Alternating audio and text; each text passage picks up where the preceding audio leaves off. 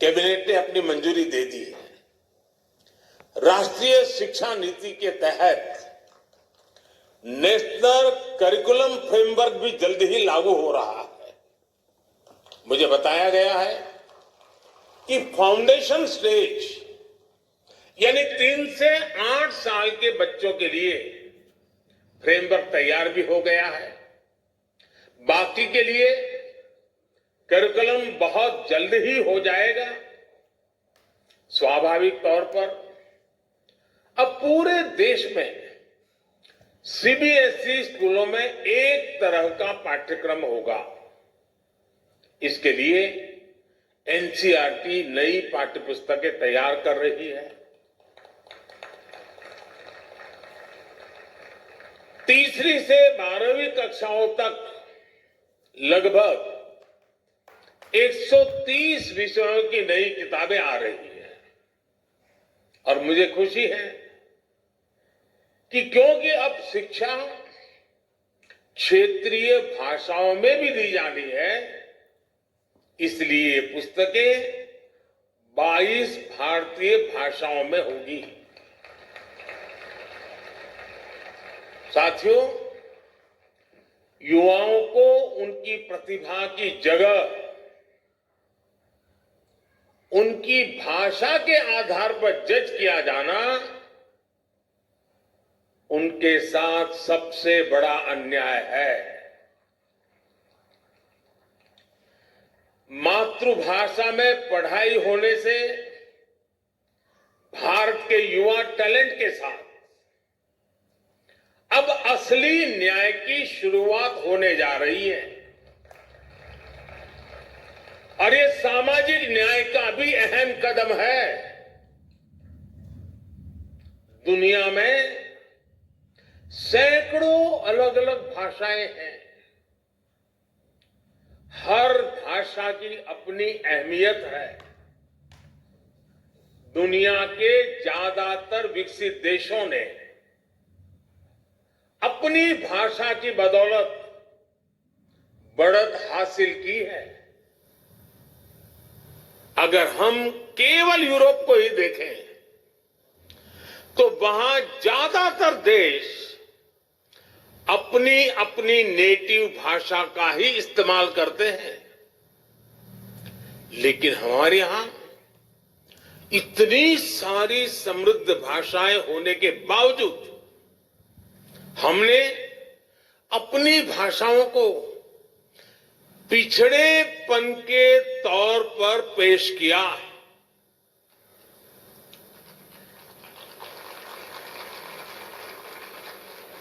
इससे बड़ा दुर्भाग्य क्या हो सकता है? कोई कितना भी इनोवेटिव माइंड क्यों ना हो, अगर वो अंग्रेजी नहीं बोल सकता था तो उसकी प्रतिभा को जल्दी स्वीकार नहीं किया जाता था।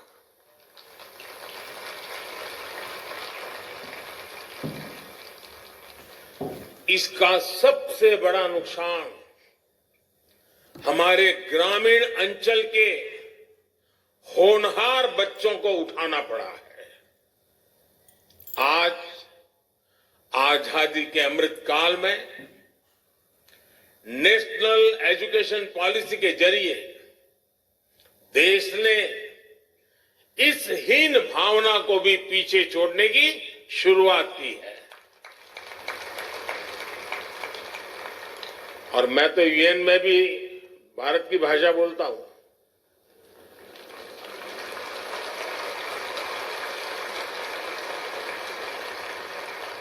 सुनने वाले को ताली बजाने में देर लगेगी।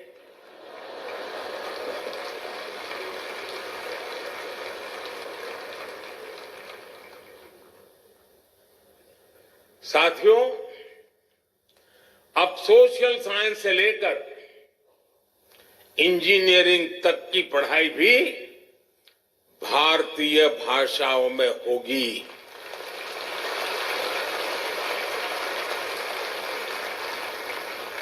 युवाओं के पास भाषा का आत्मविश्वास होगा तो उनका हुनर, उनकी प्रतिभा भी खुलकर के सामने आएगी। और इसका एक और लाभ देश को होगा। भाषा की राजनीति करके अपनी नफरत की दुकान चलाने वालों का भी शटर डाउन हो जाएगा।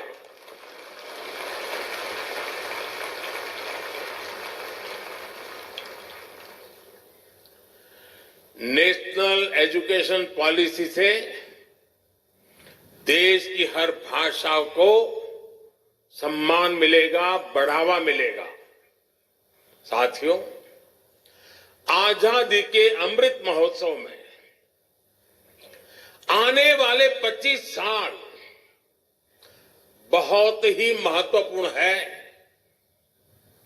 इन 25 सालों में हमें ऊर्जा से भरी एक युवा पीढ़ी का निर्माण करना है।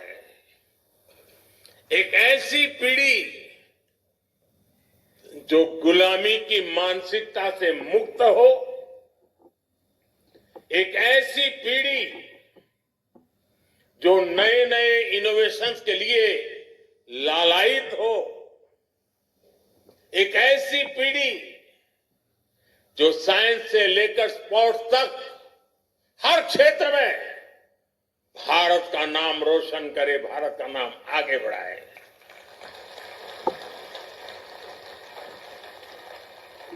एक ऐसी पीढ़ी जो 21वीं सदी के भारत की आवश्यकताओं को समझते हुए अपना सामर्थ्य बढ़ाए, और एक ऐसी पीढ़ी जो कर्तव्य बोध से भरी हुई हो, अपने दायित्व को जानती हो, समझती हो। और इसमें राष्ट्रीय शिक्षा नीति की बहुत बड़ी भूमिका है। साथियों, क्वालिटी एजुकेशन की दुनिया में कई पैरामीटर्स हैं, लेकिन जब हम भारत की बात करते हैं तो हमारा एक बड़ा प्रयास है समानता। राष्ट्रीय शिक्षा नीति की प्राथमिकता है भारत के हर युवा को समान शिक्षा मिले, शिक्षा के समान अवसर मिले। जब हम समान शिक्षा और समान अवसरों की बात करते हैं तो ये जिम्मेदारी केवल स्कूल खोल देने मात्र से पूरी नहीं हो जाती। समान शिक्षा का मतलब है शिक्षा के साथ साथ संसाधनों तक समानता पहुंचनी चाहिए। समान शिक्षा का मतलब है हर बच्चे की समझ और चॉइस के हिसाब से उसे विकल्पों का मिलना। समान शिक्षा का मतलब है स्थान, वर्ग, क्षेत्र के कारण बच्चे शिक्षा से वंचित न रहे। इसलिए नेशनल एजुकेशन पॉलिसी का विजन ये है, देश का प्रयास ये है कि गांव, शहर, अमीर, गरीब, हर वर्ग में युवाओं को एक जैसा अवसर मिले। आप देखिए, पहले कितने ही बच्चे केवल इसलिए नहीं पढ़ पाते थे क्योंकि सुदूर क्षेत्रों में अच्छे स्कूल नहीं होते थे। लेकिन आज देश भर में हजारों स्कूलों को पीएम श्री स्कूल के तौर पर अपग्रेड किया जा रहा है। 5G के इस युग में ये आधुनिक हाईटेक स्कूल भारत के विद्यार्थियों को आधुनिक शिक्षा का माध्यम बनेंगे। आज आदिवासी इलाकों में एकलव्य आदिवासी स्कूल भी खोले जा रहे हैं। आज गांव-गांव इंटरनेट की सुविधा उपलब्ध है। दीक्षा, स्वयं और स्वयं प्रभा जैसे माध्यमों से दूर दराज के बच्चे पढ़ाई कर रहे हैं। अच्छे से अच्छी किताबें, क्रिएटिव लर्निंग टेक्निक्स हो, आज डिजिटल टेक्नोलॉजी के जरिए गांव-गांव ये नए विचार, नई व्यवस्था, नए अवसर उपलब्ध हो रहे हैं। यानी भारत में पढ़ाई के लिए जरूरी संसाधनों का गैप भी तेजी से खत्म हो रहा है। साथियों, आप जानते हैं नेशनल एजुकेशन पॉलिसी की एक बड़ी प्राथमिकता ये भी है कि शिक्षा केवल किताबों तक सीमित न रहे, बल्कि प्रैक्टिकल लर्निंग इसका हिस्सा बने। इसके लिए वोकेशनल एजुकेशन को जनरल एजुकेशन के साथ इंटीग्रेट करने का काम भी हो रहा है। इसका सबसे बड़ा लाभ कमजोर, पिछड़े और ग्रामीण परिवेश के बच्चों को ज्यादा होगा। किताबी पढ़ाई के बोझ के कारण यही बच्चे सबसे ज्यादा पिछड़ते थे। लेकिन नई राष्ट्रीय शिक्षा नीति के तहत अब नए तरीकों से पढ़ाई होगी। ये पढ़ाई इंटरैक्टिव भी होगी, साथ साथ इंटरेस्टिंग भी होगी। पहले लैब और प्रैक्टिकल की सुविधा बहुत ही कम स्कूलों में उपलब्ध थी, लेकिन अब अटल टिंकरिंग लैब्स में 75 लाख से ज्यादा बच्चे साइंस और इनोवेशन सीख रहे हैं। साइंस अब सबके लिए समान रूप से सुलभ हो रही है।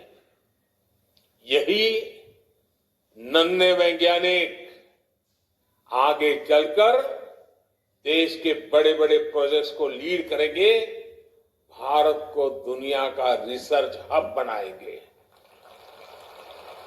साथियों, किसी भी सुधार के लिए साहस की जरूरत होती है, और जहां साहस होता है वहीं नई संभावनाएं जन्म लेती है।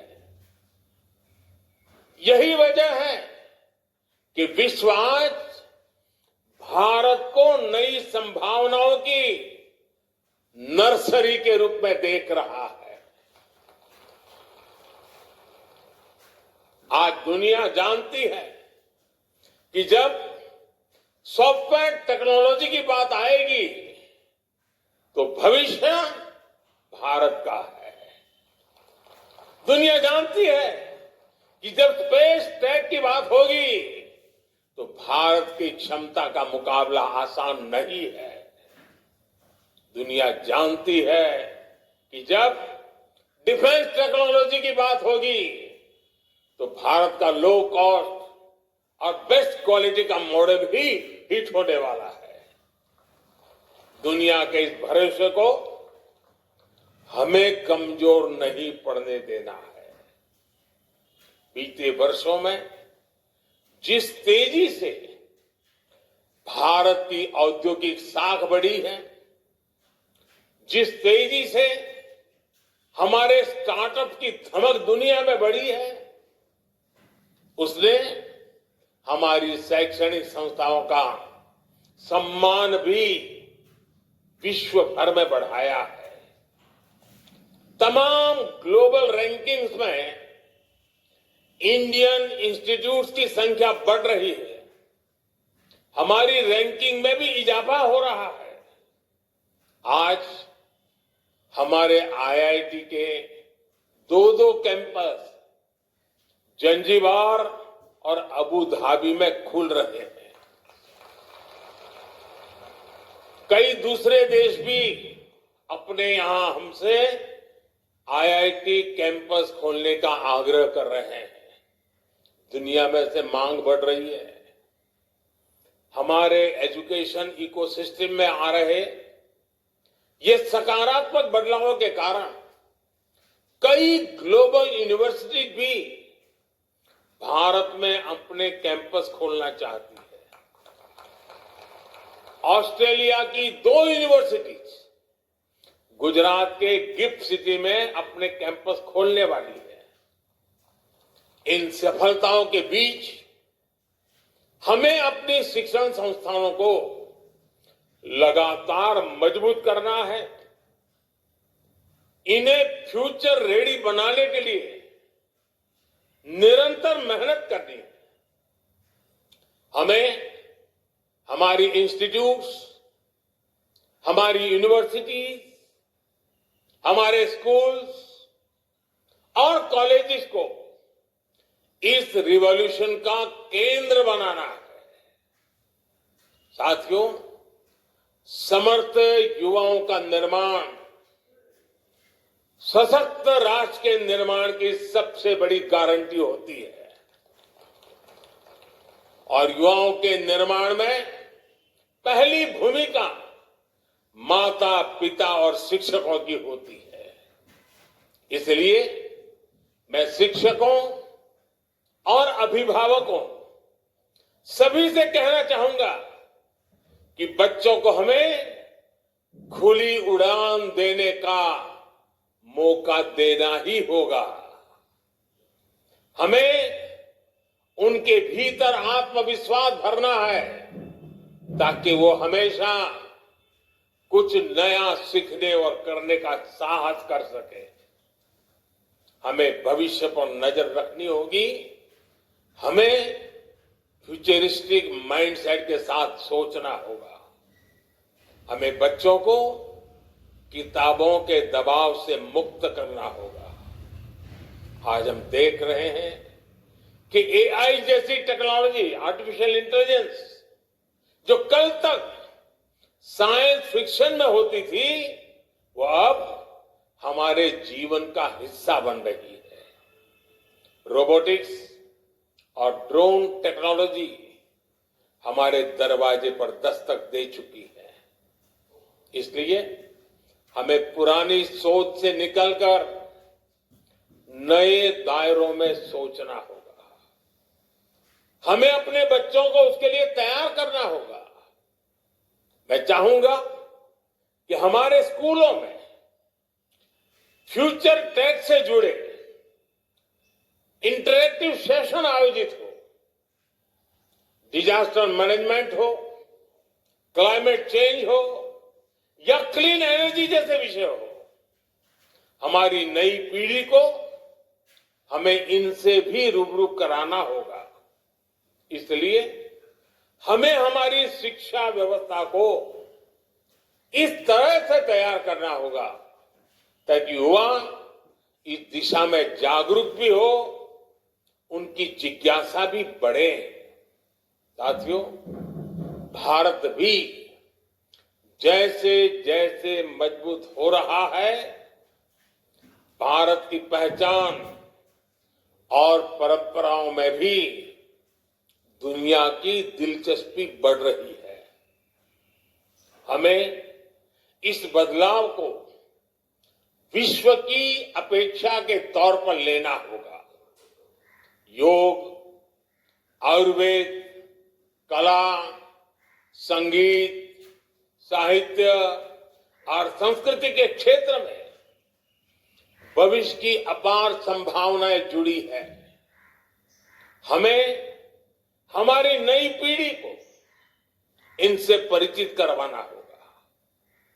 मुझे विश्वास है अखिल भारतीय शिक्षा समागम के लिए ये सभी विषय प्राथमिकता में होंगे ही। भारत के भविष्य को गढ़ने के आप सबके ये प्रयास